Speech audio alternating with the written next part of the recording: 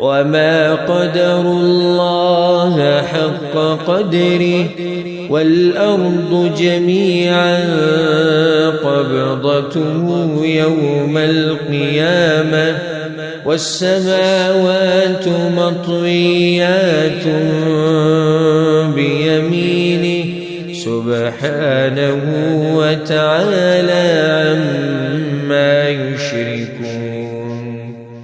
وما قدر الله حق قدره. دي خلقو الله دي سي قدر ونكو لك سمتي فكار. عن ابن مسعود رضي الله عنه عبد الله بن مسعود جاء حبر من الأحبار إلى رسول الله صلى الله عليه وسلم. دي يهودو فمولیانو کی یو مولا راغی با پیغمبر صلی اللہ علیہ وسلم پسی ورتوی یا محمد اے محمد صلی اللہ علیہ وسلم إنا نجد أن الله يجعل السماوات على إصبع.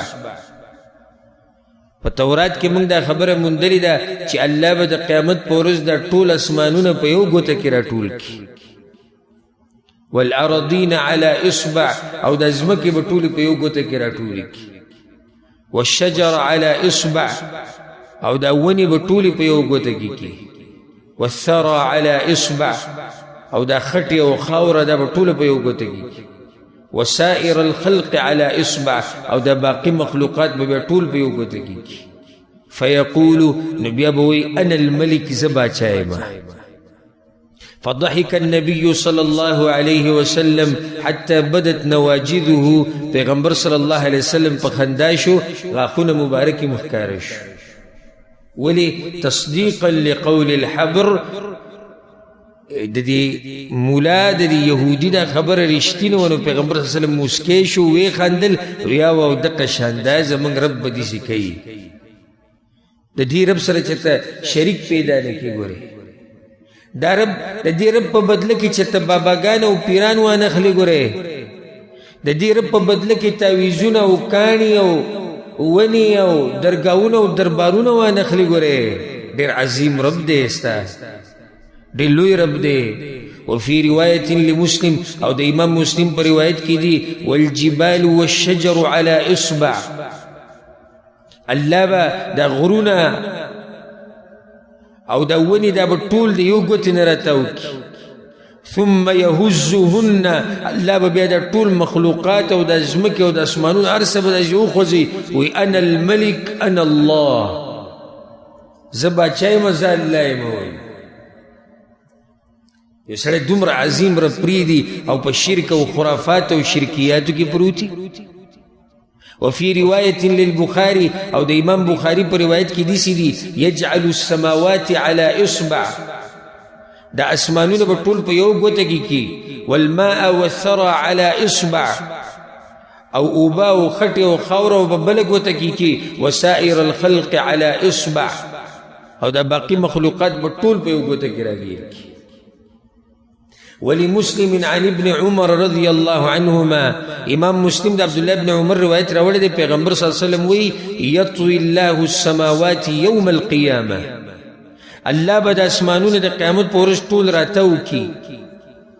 ثم یاخذهن بيده اليمنى او بیا به په خی لاس کې راواخلي. ثم یقول بیا به دا وی انا الملک زبا چایما. اين الجبارون أين المتكبرون.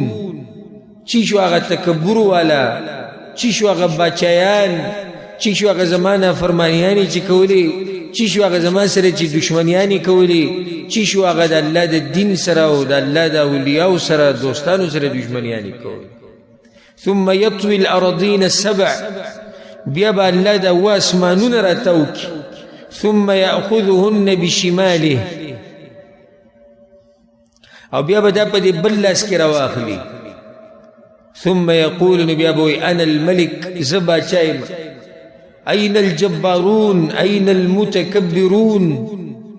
کوم ځکه دی هغه چې تکبر به کو ځان به لوی ګڼو هیڅوک به نه. عبد الله بن عباس حدیث روایت هم راغلی دا امام ابن جریر رحمه الله راوړی.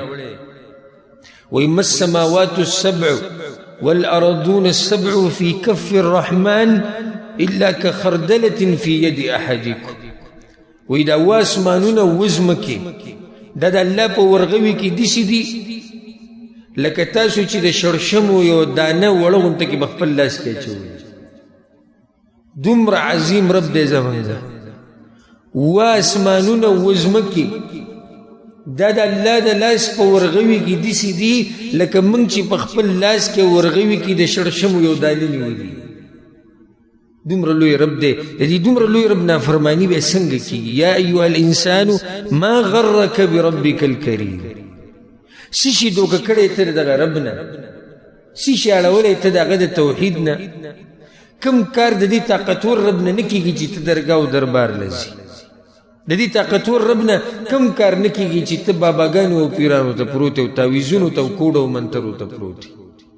وقال ابن جرير امام ابن جرير دا روایت راوړی ما السماوات السبع في الكرسي الا كدراهم سبعه القيت في ترس. یو عرش ته بل کرسی ده. تفسیر کې منګه د دې وضاحت کړو. کرسی څه معنی ده؟ د الله د قدمونو ځای واورخه. پیغمبر صلی الله علیه وسلم وی دا و اسمانونه د دې کرسی په مقابله کې داسې دي لکه ته چې 2 درهم راواخلې. درهم کم چې به د سپینو زرو. لکه ته چې 2 روپۍ راواخلې 2 درهم راواخلې او ډال پیژنې که نه جنګ کې چې نیولی چې د تورې د ګزار نه د نیزې او د غشي د ګزار نه بې بچ.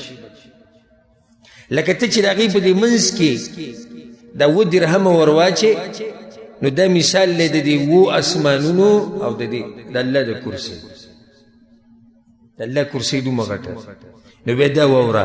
وقال ابو ذر غفاري وایي دا امام ابن جرير رحمه الله دا روایت راوړی وی ما د پیغمبر صلی الله علیه وسلم دا خبره اوریدلې ده. الله اکبر څومره لوی رب دی زمونږ او موږ یې قدر نه دی کړی. ما الکرسي فی العرش الا كحلقة من حديد القيت بين ظهري فلات من الارض. د کرسی عظمت خو تاسو واورېدو کنه. د الله د قدمونو ځای په مقابله د 2 اسمانونو کې خو تاسو واورېدو. خو بیا دا اوس واوره. بیا دا کرسی د الله د قدمونو دا ځای د الله د عرش په مخ کې به کوم باندې چې الله د پاسه دی د هغې په مخ کې داسې دی لکه ته چې د اوسپنې یوه کړه راواخلې او په یو شړه دشت او ځمکه کې داسې ګزار کړې نو دا شړه څومره غټه ده او دا کړه څومره وړه ده. دا کړه او دا دشته څومره فرق دی. دغه شان بیا د الله د عرش دومره لوی دی په دې کرسۍ باندې. نو د الله عظمت به څنګه څومره لوی رب وي. وعن ابن مسعود دا وسوه عبد الله بن مسعود وي بين السماء الدنيا والتي تليها 500 عام. د دنیا د اسمان او په دې پسې چې کوم اسمان دی په منځ کې څومره مسافه ده 500 کالو. وبين كل سماء وسماء 500 عام. او بیا د هر اسمان نه د بل اسمان پورې څو کاله دي 500 کاله دي. وبين السماء السابعة والكرسي 500 عام. او د 2 اسمان د کرسی پورې څو کاله دي 500. وبين الكرسي والماء 500 عام. او بیا بره اوبه دي د اوبو د کرسی په منځ کې 500 کاله مسافه ده. والعرش فوق الماء. او د الله عرش په اوبو له پاسه دی. والله فوق العرش. او الله په دې عرش د پاسه دی. او دا واوره لا يخفى عليه شيء من اعمالكم. او بیا مستاسو یو عمل پې پټ نه دی. و دا سره زیاتی واورزه. عباس را روایت ته پیغمبر صلی الله علیه وسلم وی هل تدرون كم بين السماء والارض. تاسو د پدشتي چې د ځمکې او د اسمان په منځ کې څومره فاصله ده؟ قلنا الله ورسوله اعلم. الله د الله رسول ته پته دی. رسول الله موږ نه خبر. وی بينهما مسيره 500 سنه.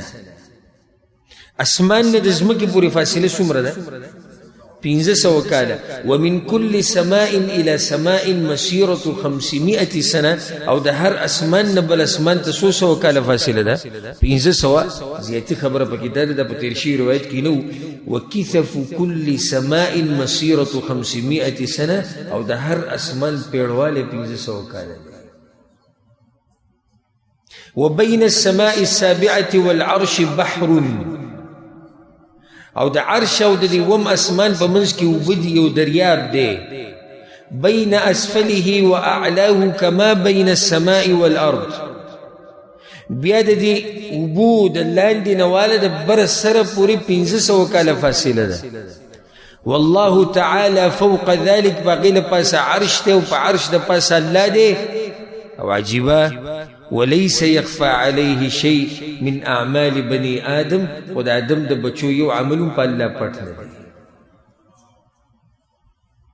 دی. دې رب قدر الله وینلی شی وما قدر الله حق قدره. لا حدیث قدر ونه کړی شو لکه څنګه چې په کارو. دا حدیث امام ابو داود رحمه الله راوړی دی، امام احمد بن حنبل، امام ترمذي او په نورو کتابونو کې دی. دومره لوی رب دی، دومره عظیم رب دی. په عرش د پاسه دی او د هغه ځینې یو حدیث کې راځي. ګوره دا څومره فاصله ده، ګوره د ځمکې نه اسمانه پورې 1500 کاله، هر اسمان نه بل اسمانه پورې 1500 کاله، د هر اسمان پیړواله 1500 کاله. بیا په اووم اسمان د پاسه اوبه دي، اوبو د لاندې نه د بر سره پورې 1500 کاله. هغې د پاسه کرسي، په کرسي د پاسه عرش، په عرش د پاسه الله. او حدیث کې راځي وایي چې نیمه شپه تکه توره تیارې، تور میږې په توره ګټه رواني، الله دا میږې ویني او د قدمونو اواز یې معلوموي. دومره عظیم رب دی.